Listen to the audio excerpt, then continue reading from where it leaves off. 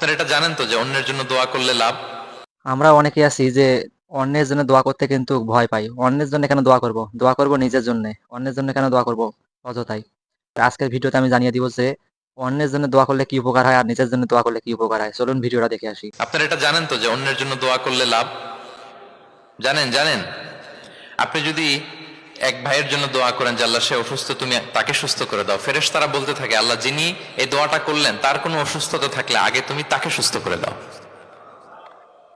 ধরেন যে আপনার এক ভাই দারিদ্র্যের কষাঘাতে জর্জরিত, টাকা পয়সা না, আপনি দোয়া করলেন যে আল্লাহ আমার ভাইটা আর্থিক সমস্যায় আছে, তার আর্থিক সমস্যা দূর করে দাও। ফেরেশতারা দোয়া করে আল্লাহ যিনি দোয়া করলো তার যদি আর্থিক সমস্যা থাকে তুমি আগে তার আর্থিক সমস্যা দূর করে দাও। সুবহানাল্লাহ সুবহানাল্লাহ বিহামদি। তো এক লোক এই হাদিসের ফজিলত শুনে ইফতারের পূর্ব মুহূর্তে, যেহেতু দোয়া কবুল হয়, তার ওয়াইফ ইফতারি তৈরি করতেছে, এই হাদিসের ফজিলত শুনে এক লোক তার বন্ধুর জন্য দোয়া করতেছে যে আল্লাহ আমার বন্ধুটা তো এখনো বিয়ে হয় নাই, তুমি সুন্দরী রূপবতী একটা স্ত্রীর ব্যবস্থা করে দাও আল্লাহ আমার বন্ধুর। এই দোয়া শুনে তার স্ত্রী তো রেগে মেগে আগুন, সেই ইফতারি টিফতারি রেখে দিয়ে এসে বলে এই এত বড় সাহস, কি দোয়া করো এসব উল্টা পাল্টা।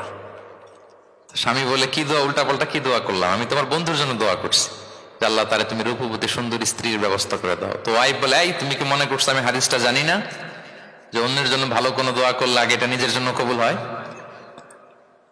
সুবহান। সুবহানাল্লাহ। তো দেখতে পাইলেন আজকের ভিডিওতে কি করলে কি হয়। নিজের জন্য দোয়া করার থেকে অন্যের জন্য দোয়া করবেন। তাহলে কি হবে?